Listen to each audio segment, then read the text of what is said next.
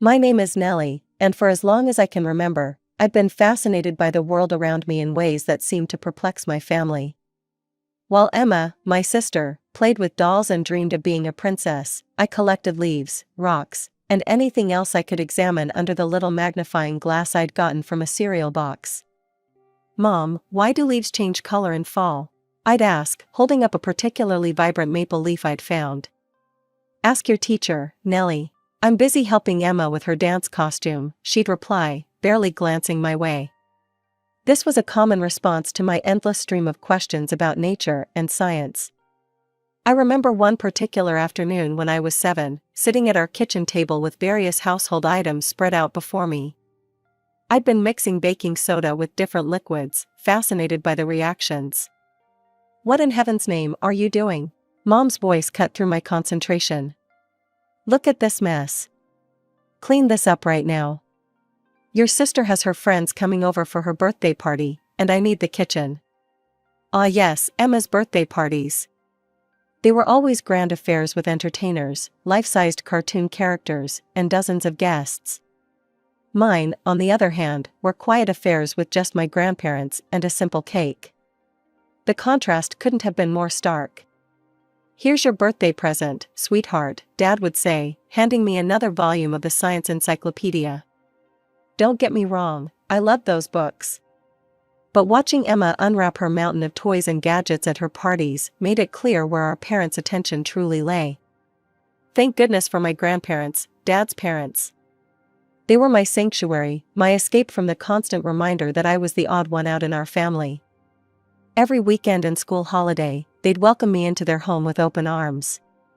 "Tell me more about what you've learned this week, little scientist," Grandpa would say, his eyes twinkling with genuine interest as I rattled off my latest discoveries.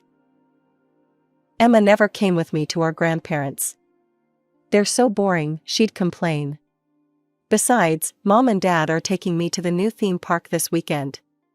I'd watch from the window as they drove away, trying to ignore the ache in my chest. "Why can't I go too?" I once asked. "Oh, honey," Mom said, patting my head absently. "You wouldn't enjoy it. You'd probably just want to study the mechanics of the rides instead of having fun." So that's how it was. Emma was the normal one, the one who fit their image of what a daughter should be. And I was the one who asked too many questions, who preferred microscopes to makeup, who didn't quite belong. Things changed when I started middle school. My science teacher, Mrs. Peterson, was the first person outside my grandparents who seemed to truly see me. "Mr. and Mrs. Walker, your daughter has extraordinary potential," she told my parents during a parent-teacher conference.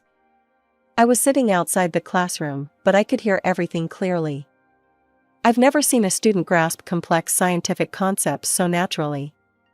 "We need to discuss transferring Nellie to our gifted program." "Gifted program?" Mom's voice had that dismissive tone I knew too well. "That sounds rather complicated. She's doing fine where she is. Besides, we have to consider Emma. It wouldn't be fair to give Nellie special treatment." I sat there, my heart sinking. Of course they'd say no. They always said no when it came to me. But then Grandma found out about it. The next day, she marched into my school like a general going to war. I'll never forget how she stood in the principal's office, her voice firm and unwavering. "My granddaughter will take those tests, and she will have every opportunity she deserves. I don't care what her parents said.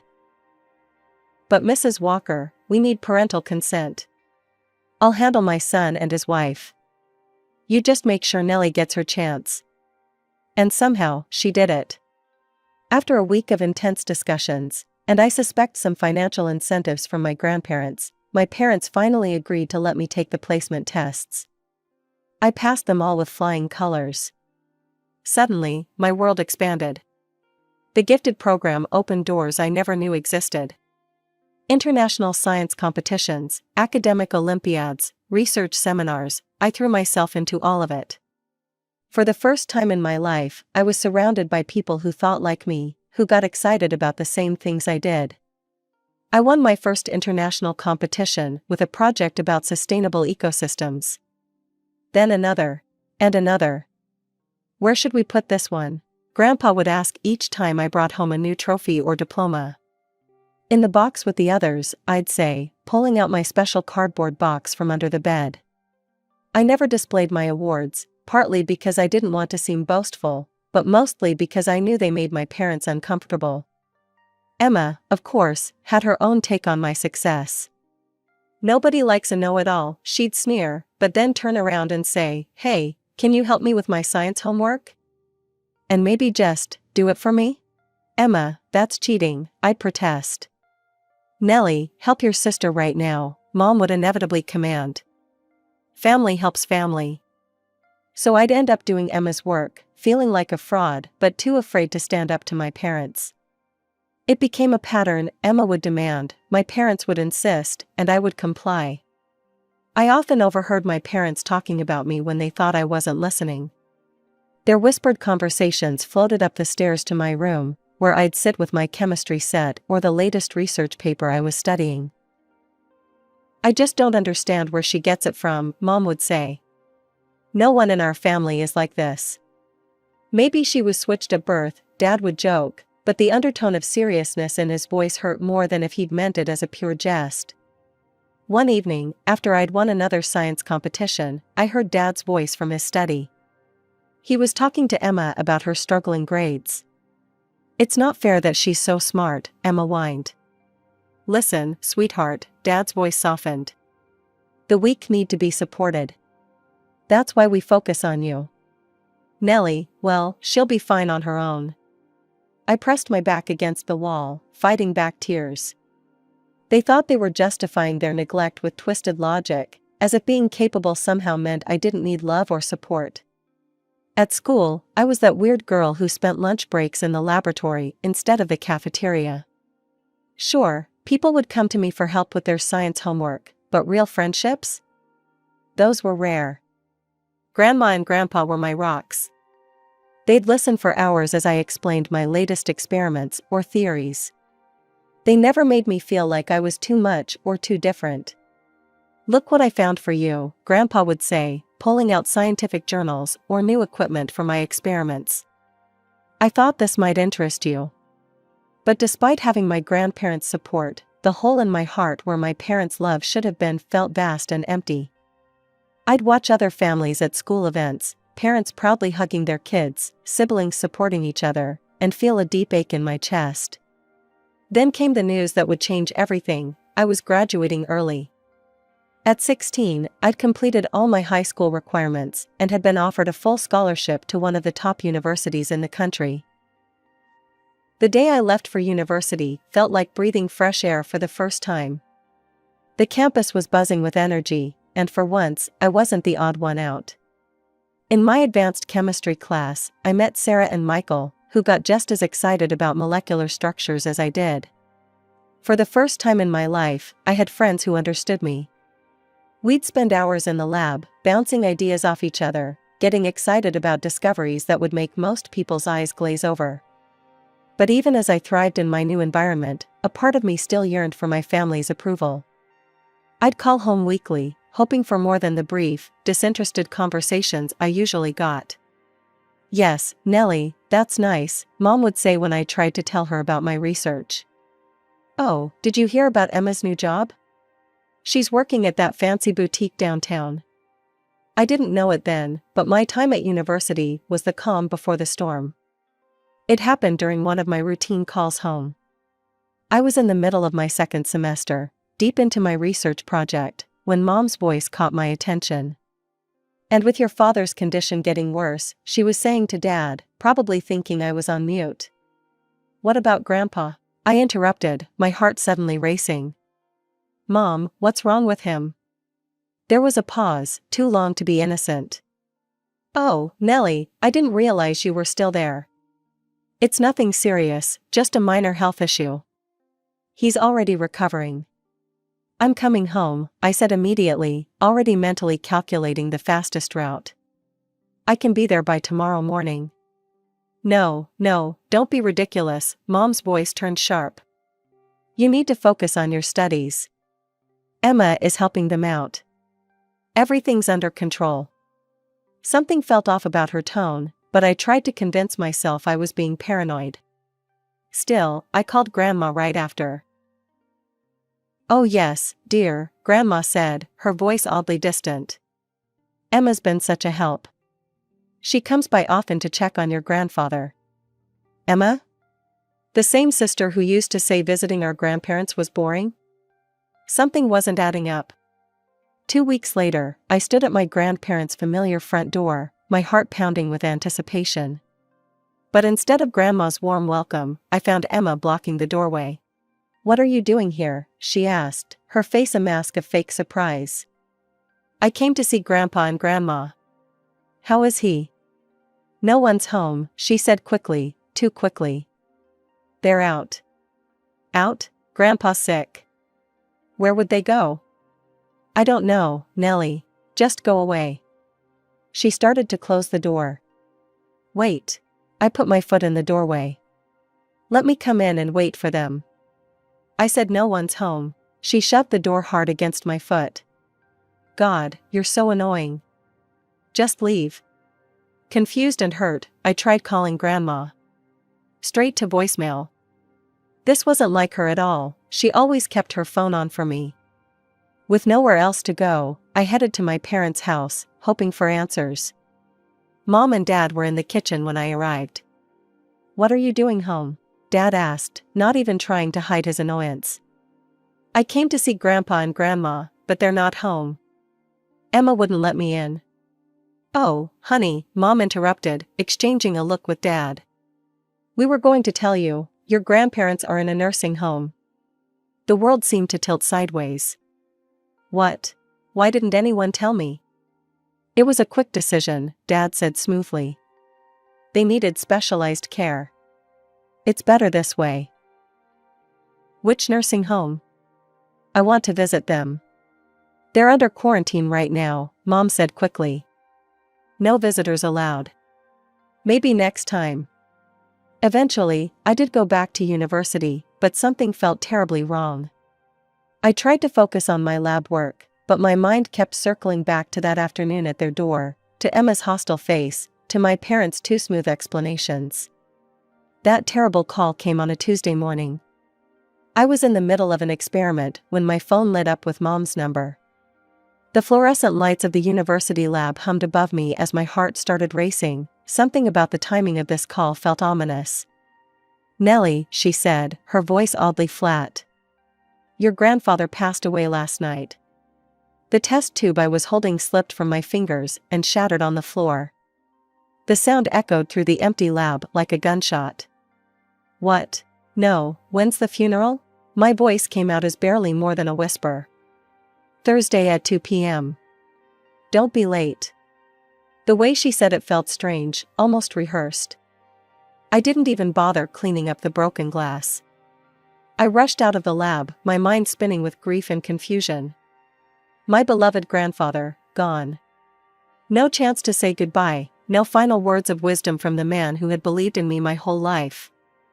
I took the first flight I could get, spending the entire journey trying to hold back tears as memories of him flooded my mind. At 1:30 p.m., I made my way to the church. The empty parking lot was my first clue that something was terribly wrong. My footsteps echoed in the silent building as I approached the entrance, dread building with each step. Inside, a custodian was methodically cleaning the floors. "The Walker funeral?" he asked when I inquired, looking up from his work. "That ended hours ago. They held it at 10 a.m. I felt like I'd been punched in the gut. The world started spinning around me as I grabbed onto a nearby pew for support. Frantically, I pulled out my phone and called my parents. "Oh, Nellie," Mom's voice dripped with disappointment. "You must have mixed up the times. We clearly said 10 a.m. "No," I said firmly, my hands shaking so badly I could barely hold the phone. "You said 2 p.m., I wrote it down." "I know you said 2 p.m. Where's Grandma?" "I need to talk to her." "Your grandmother is still in the nursing home," Dad cut in. "And, she doesn't want to see you right now. She's very upset you missed the funeral." I told my parents I was heading back to university, but my feet had other plans. I found myself driving to my grandparents' house, desperate for answers, for some kind of explanation that would make sense of this nightmare. The familiar street looked exactly the same, the old oak tree, the carefully tended garden, the wind chimes Grandma loved so much. My hands were trembling as I rang the doorbell. For a moment, nothing happened. Then, the door opened, and there stood Grandma, the same Grandma who was supposedly in a nursing home, refusing to see me. Grandma! I moved to hug her, relief flooding through me at the sight of her familiar face. But she stepped back, and the look in her eyes stopped me cold. Her face was hard and unfamiliar, like she was looking at a stranger instead of her granddaughter. "So now you decide to show up?" Her voice was cold, nothing like the warm tones that had comforted me throughout my childhood. "Grandma, what's going on? They told me you were in a nursing home." The words tumbled out as I tried to make sense of what was happening. "Don't." She held up her hand, and the gesture felt like a physical blow. "Your grandfather called you over and over. He was asking for you on his deathbed, wanting to say goodbye to his little scientist. But you couldn't be bothered to answer his calls or visit him. How could you be so cruel, Nellie?" "Let me see the number he was calling," I said, my voice barely steady. "Please, Grandma. I need to understand this." Grandma disappeared inside for a moment and returned with a small notepad. Her hands were shaking as she showed me the number scribbled in Grandpa's familiar handwriting. That's not my number," I whispered, staring at the unfamiliar digits. "I've had the same number since high school." "They gave you a fake number?" "What do you mean, fake number?" Grandma's stern expression began to crack. "Your parents said you changed it when you went to university. They said you wanted to distance yourself from us." The pieces were starting to fall into place. "Grandma, I came here during break. Emma was here, she wouldn't let me in. She said no one was home. Then Mom and Dad told me you and Grandpa were in a nursing home." Grandma's face went pale. "Nursing home? We never. Emma and your parents told us you were too busy with your new university life to visit. They said," her voice cracked, "they said you were ashamed of us, that we weren't sophisticated enough for you anymore." "They said what?" My knees felt weak. "How could they?" "Grandma, they told me the funeral was at 2 p.m. today. When I got to the church, it was already over. They said I mixed up the times, but I didn't. I would never." "The funeral was at 10 a.m., Grandma said slowly, realization dawning in her eyes. "Your parents stood there and told everyone how ashamed they were that you couldn't even be bothered to come to your own grandfather's funeral. Emma was crying about how she'd tried so hard to reach you." I fell into her arms then, both of us dissolving into tears on the front porch. All the pain, all the confusion, all the manufactured distance between us poured out as we held each other. "He died thinking I abandoned him," I sobbed into her shoulder. "Grandpa died thinking I didn't care." "Shoo," Grandma stroked my hair like she used to when I was little, her own tears falling. "We know the truth now. We know." After we dried our tears, Grandma picked up the phone with a determined look on her face.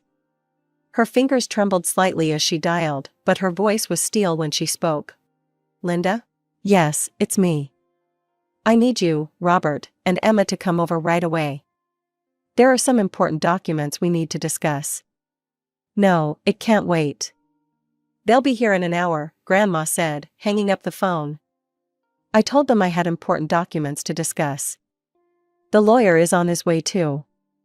When the doorbell rang, Grandma squeezed my hand.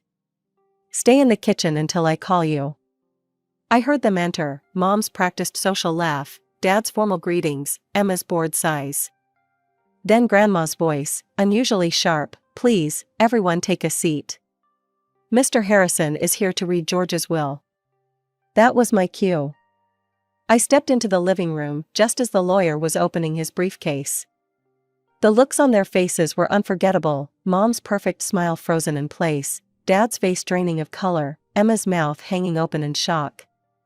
Mr. Harrison cleared his throat and began reading. "I, George Walker, being of sound mind, declare this to be my last will and testament." The room was silent except for the rustle of legal papers. First came the house, left to Grandma, along with a substantial sum for her ongoing care and maintenance. Then came the surprise that made Emma's face turn red with anger. To my granddaughter, Nellie Walker, I leave my newly constructed laboratory facility at 1420 Pine Street, fully equipped and ready for her research work. All necessary permits and paperwork have been processed and finalized. I couldn't believe my ears. Grandpa had built me a lab? My own research facility? The remainder of my estate, Mr. Harrison continued, is to be divided equally between my granddaughters, Nellie and Emma Walker. Emma's chair scraped against the floor as she stood up abruptly. But Grandma raised her hand. There's more, she said, pulling out a letter. Your grandfather wanted this read as well. My dear family, Grandma began reading, her voice strong and clear. I've watched over the years as favoritism has poisoned our family. To my son and daughter-in-law, your treatment of your daughters has been shameful.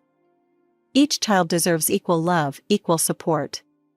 Stop, Emma screamed, jumping to her feet. This is ridiculous. Why should she get anything? Do you know what I had to do?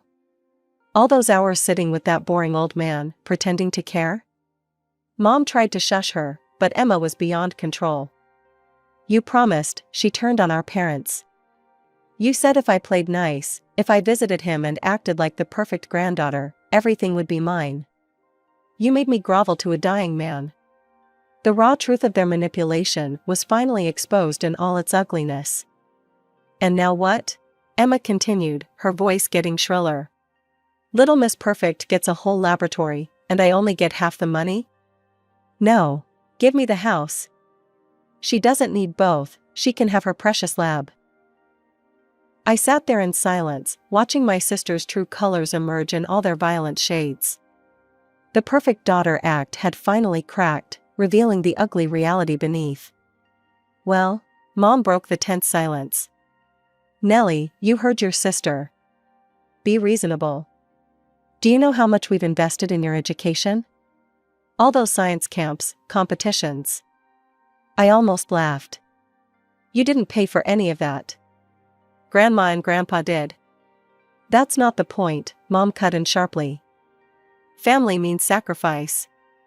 If you want to honor your grandfather's memory, you'll sign over your share to Emma. She needs it more than you do. Honor his memory? Grandma's voice cut through the room like a whip. She stood up, Grandpa's letter still in her hands. Let me remind you exactly what George had to say about this family's idea of sacrifice. She began reading again. To my son and his wife, your blatant favoritism has created a poison in this family. Your treatment of Nellie has been nothing short of emotional abuse, while you've turned Emma into an entitled, spoiled. How dare you? Emma shrieked. No, how dare you? Grandma's voice thundered with a force I'd never heard before. You all manipulated and lied to a dying man. You kept his beloved granddaughter from saying goodbye to him. And now you have the audacity to talk about family and sacrifice? She walked to the door and flung it open. Get out, all of you. And Emma? I'm sorry George left you anything at all. You're nothing but a spoiled, selfish girl who learned from spoiled, selfish parents. They left in a flurry of threats and slammed doors. The house felt eerily quiet in their wake. That was 5 years ago. Today, I run my own research laboratory, the one Grandpa built for me. It's everything I could have dreamed of and more. Sometimes, when I'm working late at night, I swear I can feel his presence, proud and loving as ever. Grandma visits often. We have dinner together every Sunday, and she loves touring the lab, asking questions about my latest projects. She's taken some science classes at the local community college, saying it helps her understand my work better. But I think she just wants to share in the passion Grandpa and I always had for discovery. I haven't spoken to my parents or Emma since that day. Sometimes I see their names in my email inbox or their numbers on my phone, but I delete them without opening. They made their choice long ago, and now I've made mine. The other day, I found an old photo of Grandpa in one of his books. He was in his garden, pointing out something to a much younger me who was peering through a magnifying glass. On the back, he'd written, "My little scientist will change the world someday." I keep that photo on my desk now. Not all family is bound by blood, I've learned. Sometimes the truest family are the ones who believe in you, who support your dreams, who love you not despite your differences but because of them,